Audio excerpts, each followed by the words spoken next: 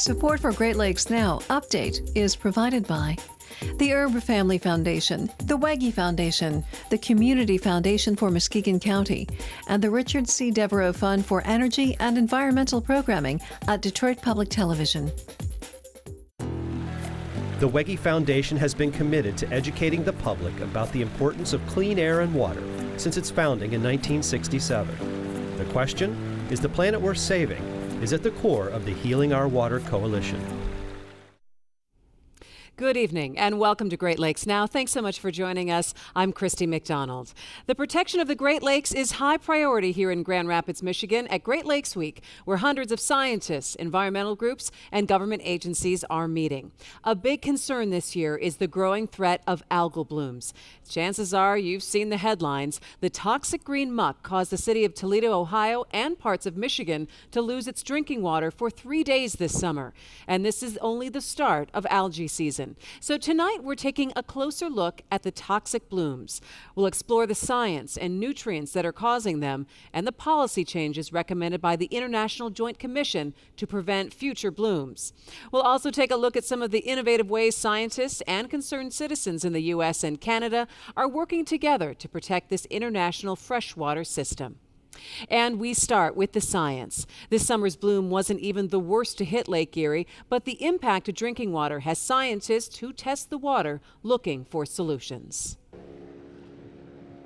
Lake Erie has long been considered the canary in the coal mine for the Great Lakes system. The southernmost, warmest, and shallowest of the 5 lakes, Erie provides an ideal habitat for an unwelcome summer visitor, algae, particularly the toxic kind that caused drinking water problems for Toledo, Ohio several weeks ago. And that makes it an ideal place to look for solutions to that problem. Here at the Stone Lab in Put-in-Bay, Ohio, they've been studying algal blooms since the 70s. At that time, significant improvements were made to sewage treatment plants, ushering in 30 years of improved health for Lake Erie. But in the early 2000s, large algal blooms started to reappear, with the worst on record occurring in 2011. For Jeff Reuter, director of the Ohio Sea Grant College and Stone Lab at The Ohio State University, that algae bloom was like nothing he'd seen before. The bloom in 2011 really got everybody's attention. That bloom was 2.5 times worse than anything we'd ever seen before. And it was really a bloom like I'd never experienced. And I've been working on Lake Erie since '71. And I've seen these before, but I'd never seen a bloom that when you hit it with a boat, it actually slowed you down. It was that dense. He believes that bloom, and others like it, are caused by excess potassium, nitrogen, and other byproducts of fertilizer runoff from the farms and towns that surround Lake Erie. And the algae are very much like the grass on our lawns. You know, you put fertilizer on it, it's going to have nitrogen, potassium, phosphorus. It's going to make your grass grow. We put it in Lake Erie and we get algae. Reuter says those ingredients can be coming from a variety of sources.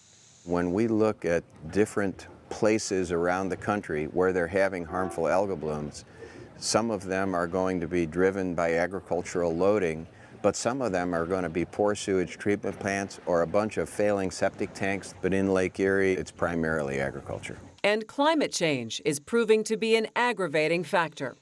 Most of the phosphorus that comes into the lake, probably over 80%, comes in during storms. Climate change leads to more frequent severe storms. And if we have most of the phosphorus coming in from agricultural runoff, combined sewer overflows, runoff off our lawns, if most of that's coming in during storm events and you have more storm events, you're simply going to get more phosphorus. It's that simple. And more phosphorus encourages the growth of a form of algae known as cyanobacteria. It produces microcystin, the main toxin of concern on Lake Erie. And although Toledo's recent bloom was actually quite small, the densest portion of the harmful algae clustered right over the intake for the city's water treatment plant, turning the tap water toxic. But if we don't fix the problem, we're going to... Justin Chaffin, research coordinator at the Stone Lab, tests samples from surrounding water treatment facilities to monitor whether the water is safe for drinking. If you look at some of your known toxin that you're familiar with, microcystin's about on par being toxicity with something like cyanide, and it's just below dioxin.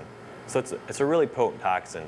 The United States has no national standard for these toxins, but Ohio has adopted the standards of the World Health Organization, which recommends 1 part per billion for drinking water. On August 2, 2014, the toxin levels in Toledo's water came in at 3 parts per billion. Yet the most alarming aspect of that toxic bloom is that it arrived in early August. It was much earlier than we had anticipated seeing a really bad bloom. Scary for all of us because we know that this bloom is going to stay around here until well into October, maybe the end of October, and it probably won't reach its peak until September. So, the big concerns are the worst is likely still yet to come. Chaffin has also been studying the toxic algae on a molecular level. His findings provide some clues into how we may be able to stop these blooms from spreading. During that summer of 2011, we did a molecular study where we tracked the cyanobacteria, the microcystis bloom, throughout the lake and throughout time. Now, that cyanobacteria bloom that started in Maumee Bay in mid-July was the same microcystis that ended up off Cleveland in October. So with that molecular study, we know that if we stop a bloom in Maumee Bay, we'll stop a bloom by Cleveland or by Sandusky. So if we stop it in Maumee Bay, the rest of the lake should be good. Currently, the only way to stop a bloom from moving is to stop it from forming in the first place. And the only way to accomplish that is to reduce the amount of phosphorus coming into the lake. I don't think anybody thinks that we're going to make it colder real soon. So we can't address climate change to say, well, the solution's climate change, all we got to do is stop it. The only thing that we control is phosphorus load, and that means we have to change our behavior.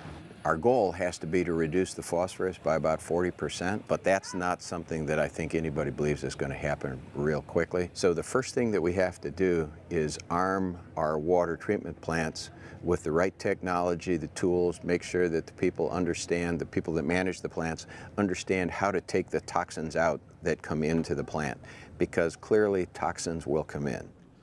We're now entering into prime algal bloom season. Some water treatment facilities are testing for the toxin, but those tests aren't mandatory.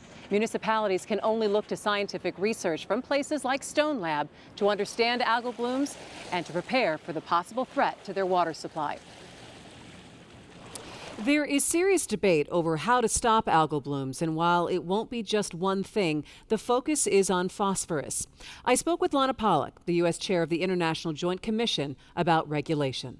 The IJC came out with recommendations this spring saying that Lake Erie has some serious problems and pointing to nutrient overloading. What were some of those recommendations? Well, the recommendations were to look where the problems are, identify what the source is, and then act there. The point is, let's take an analogy. You want to treat what's wrong. So if somebody has indigestion, you don't want to be trying to put a cast on their elbow. You got to go where the problem is. And what we determined through the science, and there was a lot of scientific investment in determining this, is the main source of the phosphorus, which is the main driver of the algal blooms, is runoff from farm fields. Now, there are other runoff that has phosphorus. So when it rains and you've got the streetscape in an urban area, you do have some phosphorus. You have some animal waste, and you just have other things that are coming in there, and you also have some underperforming wastewater treatment plants. But by far the biggest source is the phosphorus from the fertilizers from the farming areas. And like I said, if that's what the disease is, then you have to treat that disease. You've said what happened to Toledo's water supply this summer for 3 days, the fact that it was impacted by those toxic algal blooms, that was the teachable moment. Now, the IJC can't make policy. Do you believe that there is some political will there, after what happened in Toledo, to limit some kind of phosphorus use as opposed to the best practices that agriculture is using now? I don't know. We haven't seen the evidence yet come out of either Columbus, Ohio, the capital of Ohio. We haven't seen it come out of Lansing, Michigan, and we haven't seen it come out of Washington. Now, I don't want to be too cynical, but I would write off any response from Washington in the short term. For one thing, it's pretty dysfunctional. But for another thing, Washington represents the entire country. Whereas if you get down to Lake Erie, that's Michigan, and that's Ohio.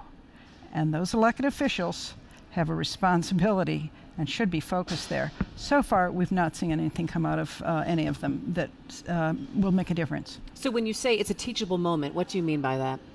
Well, it's a teachable moment that I think that this is a problem that can be addressed. The good news is it can be fixed. There are a lot of problems we live with that we just have to adapt to. But we don't have to accept these algal blooms. We know the cause, we know what we can do, and we just have to wait to see if it's done. And people will say, well, we can't wait that long, can we? Well, there's an old saying is that if you don't change directions, you're likely to get where you're going.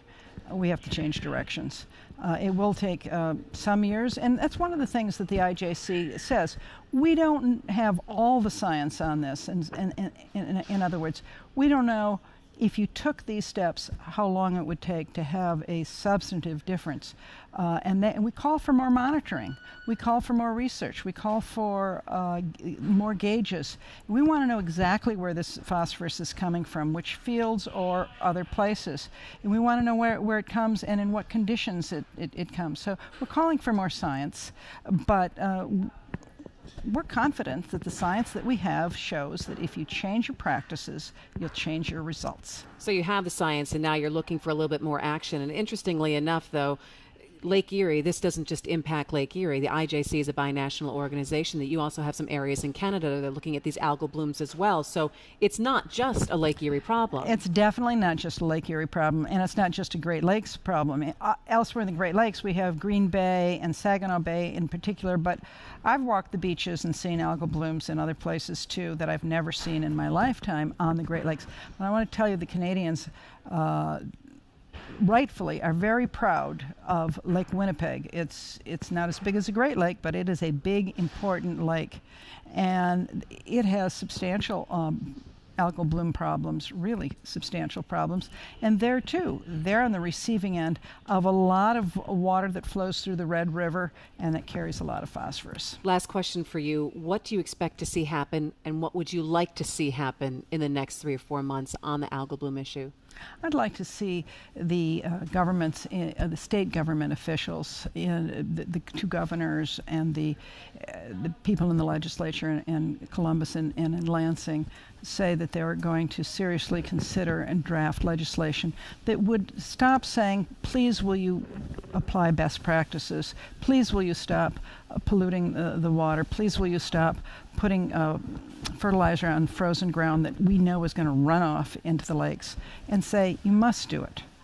Because you have a lot of good farmers. They are doing the right things, but they're still a minority, and you shouldn't have to ask people to protect the lakes. They should be required. Lana Pollock from the IJC, thanks so much for joining me. I appreciate it. Thanks. And moving into the future, there are some ways for farmers to analyze and monitor their crops and the amount of fertilizer that's being used. Researchers in Michigan are experimenting with drones on the farm. Well, it used to be in agriculture, it was all hands-on. You drove the tractors, you manually changed things, but now computers have taken a lot of the tedious stuff out. Jeff Sandburn is a corn, wheat, and soybean farmer in Portland, Michigan. And his job has changed a lot over the years as innovation in agricultural technology has increased at a breakneck pace. And while not all farmers are eager to adopt this new technology, Jeff is. Farming still is farming. We want to do the best we can with every year we get to farm. And most farmers, I'm going to get maybe 50 tries at this, 50 years of farming. And I only get 50 times to get it right. So I want to keep doing a better job every year and improving what I'm doing. But it's not just personal pride motivating Jeff. The stakes are much higher when it comes to farming. We only have so much land that can grow crops, productive crops. And this planet continues to have more people on it. So we have to do a better job on the land we have and get more out of the resources we put in, get higher yields to feed more people. Unfortunately, pressure to increase food production can have a negative impact on the environment. Over-fertilization and imprecise irrigation have created insecurities in our Great Lakes water supply, including harmful algal blooms. I think farmers all want to do the best of the environment. They depend on the environment. Their field is part of the environment. The bottom line for most farmers, though, is what does it cost? You want to produce the most corn, soybeans, potatoes you can for the least cost, and still maintain the productivity of your soil. But what if there was a way to increase crop yield and farmers' profitability while decreasing over-fertilization and water waste? At Michigan State University, a team of researchers is piloting a project that will do just that. The drone, we call it the giant mozzie because it's like mozzie is a nickname for mosquitoes in Australia. You know, I used to work in Australia.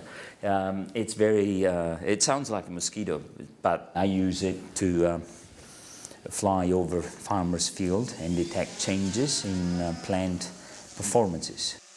Bruno Basso, an Italian native, has relocated to America's heartland to pilot a new research project using unmanned aerial vehicles, otherwise known as drones. When a drone flies like this specific type flies over a field, it detects information about reflectance of light from the plant. So you are able to get an information for a very large area at a fine scale. Commercial drones have been used by farmers for years to provide a bird's eye view of their crops, and it's estimated that 90% of all drone use by the year 2025 will be in agriculture. But Bruno's drone does much more than take pretty pictures from above. This drone is able to survey large sections of land down to the millimeter, generating detailed maps which lend farmers valuable insight into their fields. Everything that I do in a field costs me money, whether it's the seed I buy, the fertilizer I use, the chemicals that are applied. If I can get the most efficient use out of that resource, whether it's seed, fertilizer, which fertilizer is very energy intensive, I want to grow the most crop I can out of that given unit of fertilizer. But increasing the amount of fertilizer does not necessarily mean a farmer will see an increase in the amount of crops he is able to produce. And for Bruno, a uniform application of fertilizer is simply a waste. So the uniform application that normally a farmer does, by definition, he overestimates this input in one area and he underestimates inputs in the other area. And so that's the important. One size fits all is not the case in agriculture because there is a lot of variability. So in the end, what does the drone do? Tells us about that variability. Understanding field variability is one part of the puzzle, but for all that information to be useful, a farmer has to know what practical measures to take. That's why Bruno is developing easy-to-use software that not only breaks the information down, it actually creates a predictive model that allows a farmer to digitally test out a change in their farming practices without any risk to their yield. You can simulate your field, the farmer's field, for the last 20 years of weather that has occurred, that is available, and you compare two nitrogen treatments, 100 kilograms versus 200 kilograms or more, and you basically, based on the model, which is highly reliable, you basically learn that 80% of the time 100 kilograms may give you the same response as 200 kilograms, or maybe 100% of the time. So if you get that kind of confidence, why use it 200? By not using excess fertilizers, we have less runoff, and the runoff goes into the lakes and streams, and then we have algal blooms, which cause eutrophication, and you kill fish. You also, by having excess fertilizer, the bacteria in the soil turn these fertilizers into greenhouse gases. So by using the right amount of fertilizer, so you can maximize plant growth, but not too much so you get runoff, you can save the environment and produce healthy and efficient crops. The implications of Bruno's research are clear. Smart advancements in agricultural technology could be the key to increasing farmers' profitability, decreasing the environmental impact, and increasing food production to support an ever-growing global population. And farmers like Jeff, they're ready to take flight.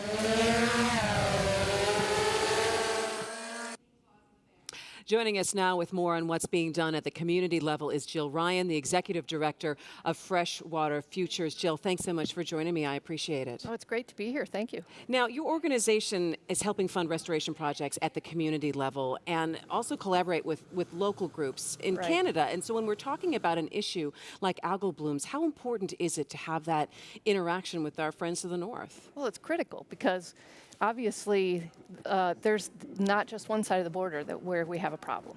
And it's not just caused from one side of the border. Lake Erie is almost half on each side. So we need both Canada and the U.S. looking at this issue and collaborating.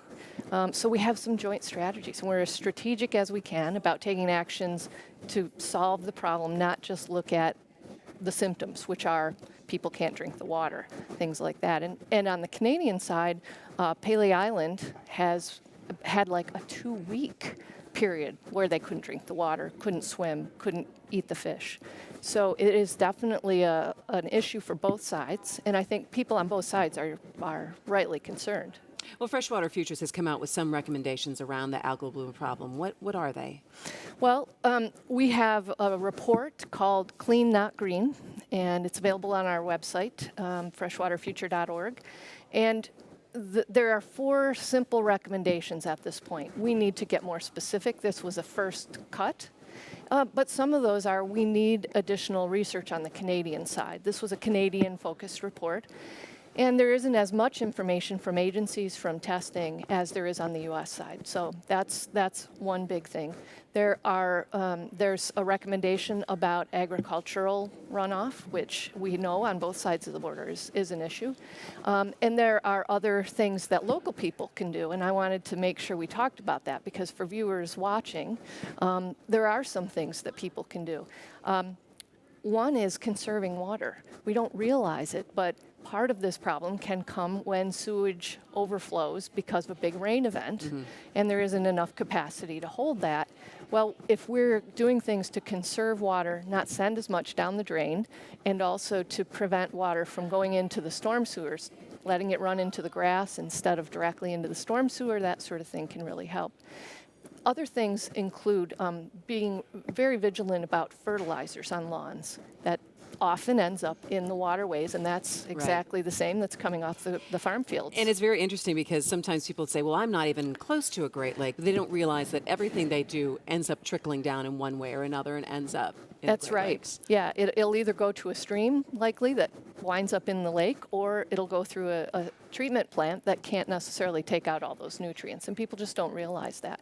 So being very careful about whether they use phosphorus in their fertilizers. There are non-phosphorus fertilizers, and maybe they don't need to fertilize as much as they have been fertilizing. So those sorts of things. And then, of course, just making sure your yard is cleaned up. So things like pet waste, things that can add nutrients to our waterways are not running off your property and into our waterways. How important is the work that you're doing in terms of being so close to community organizations that when sometimes people get overwhelmed and look at some of the larger organizations that do things and feel that they can't get involved, how important is that work at the grassroots level, I would almost say? I think it's absolutely critical, and here's the reason. Those large groups are so important because they're helping us make sure we have the right laws and the right regulations in place to protect things.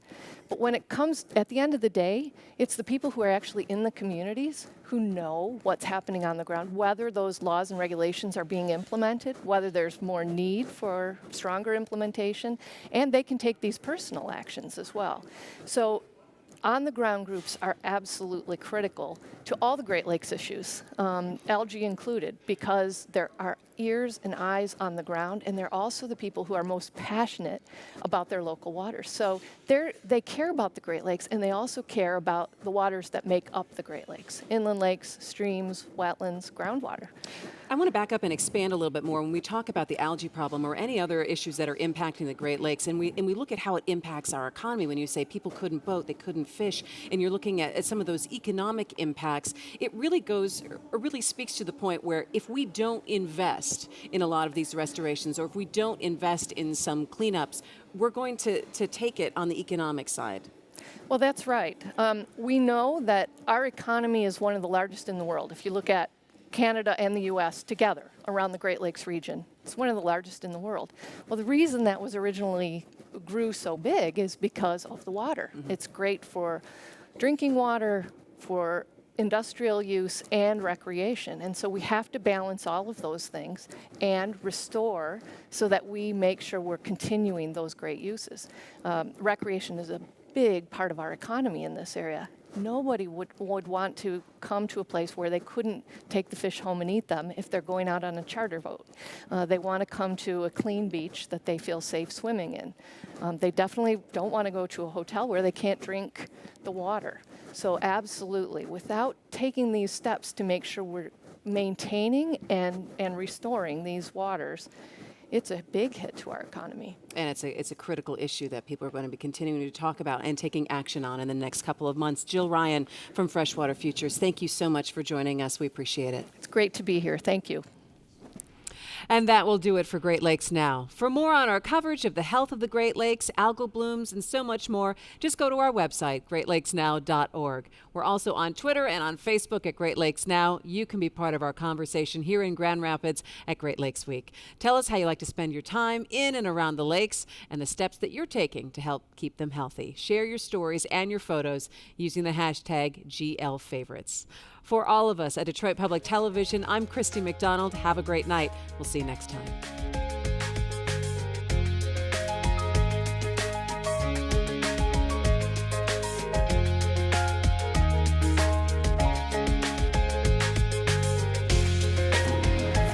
The Wege Foundation has been committed to educating the public about the importance of clean air and water since its founding in 1967. The question, is the planet worth saving, is at the core of the Healing Our Water Coalition.